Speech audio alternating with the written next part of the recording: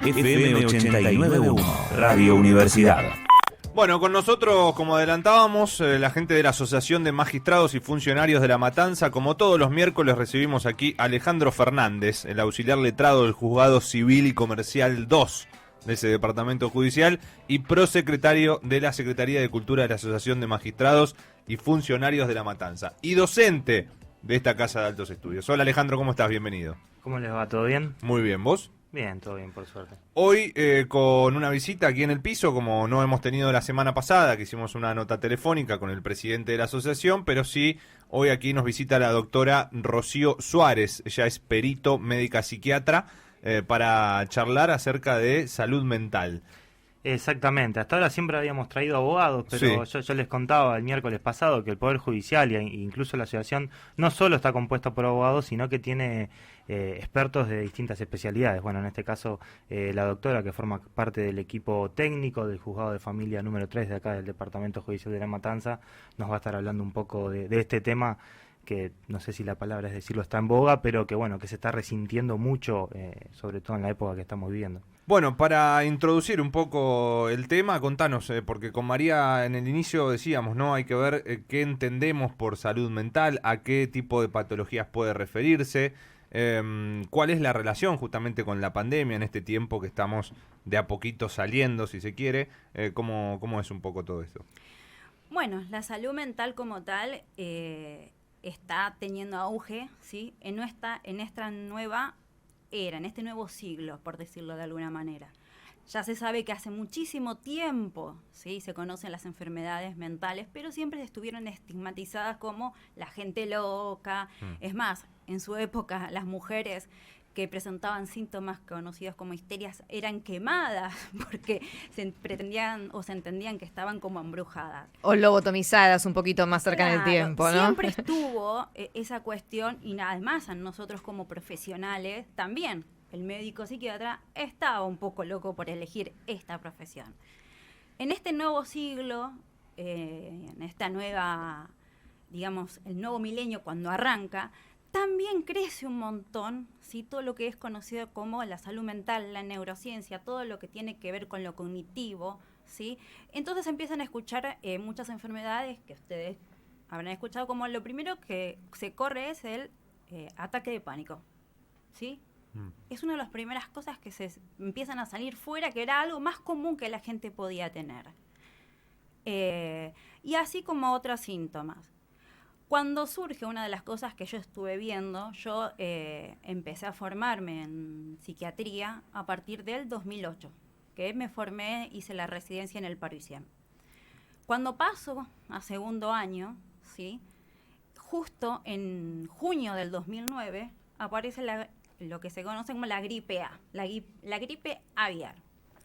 En ese momento, a todos los médicos, ¿sí? No importa la especialidad, se nos saca de nuestros servicios y se nos hace hacer el triage, ¿sí? En la entrada del hospital para separar a pacientes que tienen las patologías respiratorias con otras patologías que podían ser cardíacas, neurológicas, de otro tipo. Ya en ese momento yo ya me había dado cuenta, siendo más chica, que mucha gente presentaba síntomas que tenían que ver con la salud mental. Ansiedad, angustia, hipocondría, un montón. Justo ahora se va a cumplir casi 2 años en los cuales estamos conviviendo con la primera pandemia del siglo, ¿sí? En la cual ocurre en inicios del 2020, un año que es muy especial para nosotros, porque la nueva ley de salud mental decía que en el año 2020 no debían existir más psiquiátricos o conocidos hospitales monovalentes. No debía existir más el Borda, no debería existir más el Moyano, no debería existir ninguna clínica que se dedicara solo a pacientes de salud mental. Los hospitales privados y los hospitales generales deberían tener sus propios servicios y camas para estos pacientes, lo cual no sucedió. Fue bastante imposible. No sucedió. Justo ayer para informarme y tener bien los datos, El 3 de marzo se declara en Argentina el primer caso confirmado de coronavirus. En el 17 de marzo se declara el ASPO, que es el aislamiento social preventivo y obligatorio. Lo quiero diferenciar de la cuarentena, porque la cuarentena es aislar a un paciente enfermo por 40 días. El ASPO, ¿sí?, es otra cosa. Por primera vez, las personas sanas teníamos que estar encerrados y separados. Y además por tiempo indeterminado. No se sabía. Al Claro. principio era 15 días para tener camas en terapia intensiva, porque había que reservar los respiradores. Si ustedes se acuerdan, en aquel momento, los noticieros nos mostraban el mapita de Argentina y nos ponían los números de los casos positivos de coronavirus. Si yo te digo, en ese momento, los casos de gente que ya presentaba síntomas y se estaban enfermando, el país estaba todo rojo. Concomitantemente en las farmacias se empezaron a vender el alcohol en gel, el paracetamol. No nos podía faltar eso. Pero también hubo un disparador. Se empezaron a vender más ansiolíticos, ¿sí? Y la gente en los supermercados empezó a consumir muchísimo más alcohol.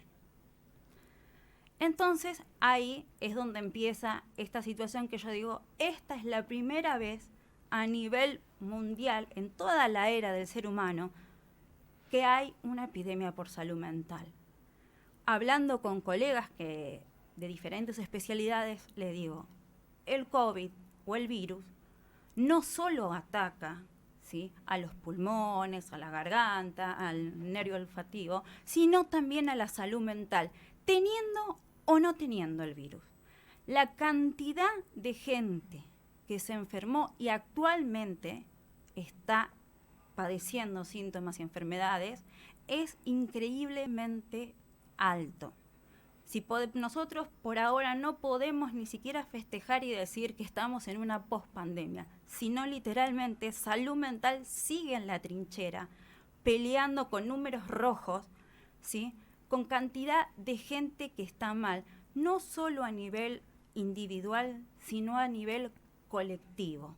Sí, pensemos también en las infancias, ¿no? Niños y niñas que tienen hoy trastornos de aprendizaje, de lectura, problemas para socializar con sus pares, personas que en este tiempo han perdido muchos seres queridos, en el rubro de salud mental, incluso de salud en líneas generales, incluso ustedes mismos han perdido muchos colegas, ¿no? Gente que no ha podido despedir a sus seres queridos y se queda con eso y eso trae un montón de angustias y otros problemas, ¿no? O sea, las consecuencias de todo lo que ha pasado se están viendo ahora también. Exactamente, por eso digo que estamos nosotros en esta zona roja todavía.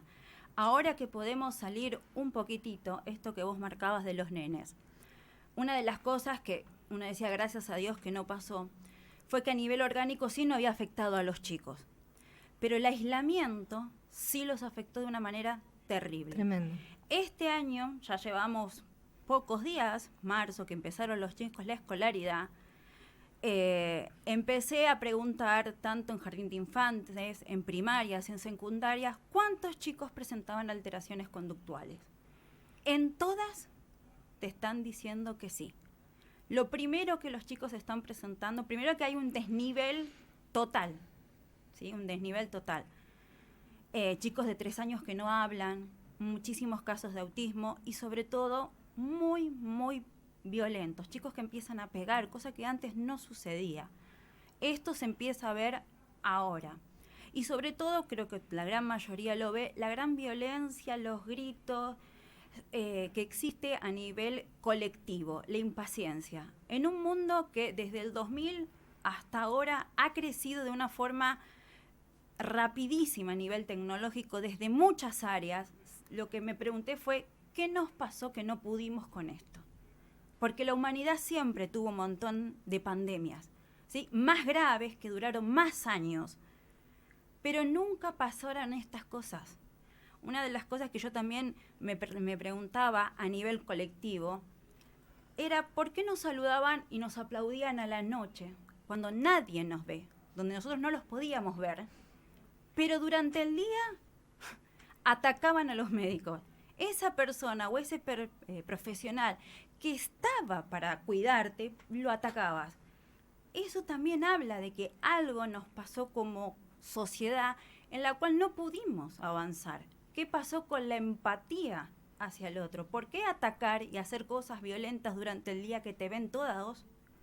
Y lo que sería más valorable, a la noche donde nadie te puede ver. Sí, la sensación que yo tenía en algún momento era, a veces el anonimato en las redes sociales despierta esas virulencias, ¿no? Gente que quizás no le gritaría algo en la calle a alguien y sí lo dice en un foro, en una red social y demás. Eso de repente se transformó en ya no hay filtro para no la virtualidad, sino la realidad, lo cotidiano, y esa falta de filtro pasó a ser moneda corriente, ¿no? Exactamente, pero vuelvo a repetir, porque en un mundo donde todas las respuestas las queremos aquí y ahora, hay que aguantar la frustración. No había respuesta, esto era algo nuevo que llegaba, no teníamos idea, no sabíamos qué era a lo que nos enfrentábamos. Y lo peor es que es esto, ¿no? Cuando decían 15 días, eran 15 días más, 15 días más. Y el ser humano no está preparado para la incertidumbre. Sí, muchas veces dicen que no hay peor miedo que el miedo a lo desconocido, que no sabes a qué le tenés que tener miedo. Y además, ¿no? lo que vos marcabas, esto de la falta de empatía, también me parece que ante el desconocimiento y ante todo lo que ocurría, que también se consumía mucho, vos hablaste del consumo, el crecimiento del consumo de alcohol, también creció el consumo de internet, de redes sociales, de información acerca de lo que sucedía, y lo que sucedió también fue como un creciente individualismo, decir, bueno, si me tengo que salvar, me salvo yo. El sálvese quien pueda. Sálvese quien pueda, fue tal cual. Es que es así, de hecho, una de las cosas también que he hecho, he guardado todos los memes desde el inicio hasta el final para ver esto. Al principio era gracioso, cuando nos dijeron, se van a quedar adentro, vos ves que hacían todos chistes, la forma de escaparnos, y eso después terminaba en, cuando decían 15 días más, parecía un animal gritando, no aguanto, o cosas más locas. Vamos a morir todos. Exactamente. Entonces, bueno, esto que vos decís, el Zoom aparece, nos dimos cuenta que no nos alcanzaba. ¿Por qué? Porque el ser humano necesita estar juntos. El ser humano necesita, cuando hablábamos esto que vos marcabas, estos duelos que no se pudieron hacer, ahí teníamos que haber estado y teníamos que estar presentes nosotros, que somos los profesionales de salud mental, a los cuales siempre se nos relega, siempre se nos pone a un costado, porque fuimos los que trabajamos, somos los que llevamos esa comunicación. No era necesario no poder hacer que se comunicaran. De hecho, uno del artículo que yo estoy intentando escribir es, yo rompí el protocolo, porque hubo que romperlo un poco para evitar ciertos daños, ¿sí? Esa despedida que no se pudo hacer, ese abrazo que no se pudo dar, un montón de cosas. Y mismo los profesionales y las profesionales de salud, ¿no? El impacto de la pandemia, que además puesto sobre sus hombros la primera línea de batalla, ¿no? Exactamente. Teniendo que verse en muchos casos aislados y aisladas de sus familias, ¿no? Para no llevar el virus a sus casas. Claro. Había gente que mandó sus hijas a vivir a otro lado y porque no podían volver a sus casas con temor a contagiarles. No, es que es así. De hecho, a mí me pasó que cuando sucedió fue medio como a mi pareja, a mi familia, decirles, bueno, yo ya sabía, y dije, el tiro lo recibo seguro, estaba un poco más mentalizada en eso, que me ha pasado, yo tuve 2 veces antes de tener la vacuna, y era eso, despedirme, decir, bueno, sepan que voy a tener que estar alejadas para protegerlos por algo que uno no sabía. También irónicamente, pensaba la otra vez, el mayor ídolo de la Argentina, un jugador de fútbol, fallece en el medio de la pandemia por una cuestión de salud mental. Y la gente sale, y fue a uno de los que los permitieron, digamos, velar, va a ser el velatorio multitudinario, y la gente ahí no le importó nada. Fue, me tengo que despedir de este ídolo que me representa. Sí, sí, sí. ¿No? Con ese lema, no me importa lo que hiciste con tu vida, pero sí con la mía. Pero era esto, era una persona que se murió por una patología mental, tenía este problema con el alcoholismo este último tiempo, y lo irónico fue eso también. No pudo ni siquiera a él, que le habían intentado ofrecer armarle una internación, no se la dieron y esta persona falleció por esto. Por eso están imputados el psicólogo y la psiquiatra, sobre todo, principalmente. Estamos hablando con la doctora Rocío Suárez, ella es perito médica psiquiatra y bueno, nos trae un repaso muy interesante sobre todo lo que nos ha sucedido durante la pandemia. Quiero llevarte ya para esta última etapa de la charla a lo que es hoy. ¿Cuáles son hoy esas patologías que han quedado y cómo está se la relacionan situación? con la justicia? Además, bueno, acá vos con el caso de Maradona recién dabas un puntapié, ¿no? Sí, sobre todo con la frustración, el enojo, ¿sí? Todo lo que no se pudo hacer, esto ahora, ¿cómo vas a despedir y trabajar de que, bueno, que si no lo pudiste hacer, sobre todo en muchas cuestiones de depresión, hipocondría, Trastornos de ansiedad. es lo que está sucediendo. La cuestión es que no tenemos camas y esa es nuestra mayor, el pedido. Internar hoy un paciente es lo más complicado que hoy tenemos. Desde mi trabajo en el juzgado, conseguir una cama para un paciente, como dice la ley de salud mental, que tiene riesgo cierto inminente para sí y o para terceros, termina siendo algo casi imposible de conseguir en la actualidad. Es muy difícil. No lo estamos pudiendo lograr. No tenemos los espacios, no nos dan las camas y es así. La verdad es que es muy difícil. Es más, a nivel de consultorios también, una consulta con un psiquiatra termina siendo bastante difícil de conseguir hoy por hoy. Alejandro. Sí, no, bueno, como hemos dicho en todos los programas, nosotros siempre ponemos el panorama de la situación, que muchas veces es oscuro porque, bueno, la realidad es complicada, pero queremos igualmente transmitir algún mensaje. O ¿qué le podemos decir a la gente? ¿Cómo manejarse? O si se encuentra con una persona que cree que está transitando algún problema de salud mental, porque creo que todavía igual sigue estigmatizado, o no sé si estigmatizado, pero como que las personas todavía tienen vergüenza de manifestarlo. Si hay algún problema, bueno, ¿qué puede hacer uno? ¿Qué no sé si solución, pero forma de manejarse ante esta situación? Lo principal es que concurran, ¿sí?, a los hospitales. Siempre vamos a estar o nos van a encontrar, como digo yo, en algún momento para escucharlos. A veces el simple hecho de ser escuchado alivia un montón a las personas. El poder sentarse y el poder abrazar, ¿sí?, a un paciente calma muchísimo. Somos pocos, pero nos van a encontrar siempre en algún lugar, o a mí, como le digo yo, en el juzgado o en algún consultorio, siempre nos van a encontrar. Nada es para siempre, todo siempre se va a encontrar una solución. Tardará un poco más seguramente, pero creo que el puntapié de poder iniciar y tener una voz ya es el principio de empezar a resolver este problema que nos atañe en este momento. Sí, una cosita nada más agregar, que ya lo hemos hablado el año pasado y seguramente lo volveremos a hablar también, recordar que están las defensorías y las asesorías donde la gente puede, bueno, justamente acercarse o asesorarse por ahí, no si tanto si es personal, pero si hay algún familiar o algún conocido que cree que hay alguna situación de estas, puede recibir también algún tipo de asesoramiento. Sí, quizás ha habido en los últimos tiempos mucha gente que ha presentado algún trastorno relacionado con la salud mental a raíz de el exceso de trabajo por el trabajo en casa, ¿no? De no haber horario para que se le demande, más allá de, bueno, sobre todo en el caso de las mujeres y mucho más si son madres, también vinculado con el trabajo doméstico, más el trabajo productivo, el trabajo remunerado. Es que sí, totalmente. De repente apareció esto, el teletrabajo. ¿Era bueno? Sí, al principio. Después ya no, nadie quiere estar trabajando en tu casa. ¿Por qué? Terminabas tu jornada laboral y estabas ahí, en el lugar donde siempre estuviste, no saliste afuera. Que es diferente cuando salís afuera de tu trabajo y cuando entras a tu casa te relajas, decís, estoy en casa, este es mi hogar. Entonces, esas cosas... Volver a lo cotidiano es lo que nos está costando. Pensábamos que era más fácil, teníamos ganas, estábamos desesperados, queríamos estar todos juntos. Y de repente nos dimos cuenta que tanto tiempo separados no fue bueno, no es bueno porque somos seres sociables. Necesitamos sí o sí estar juntos. El ser humano solo no puede vivir, no está para eso.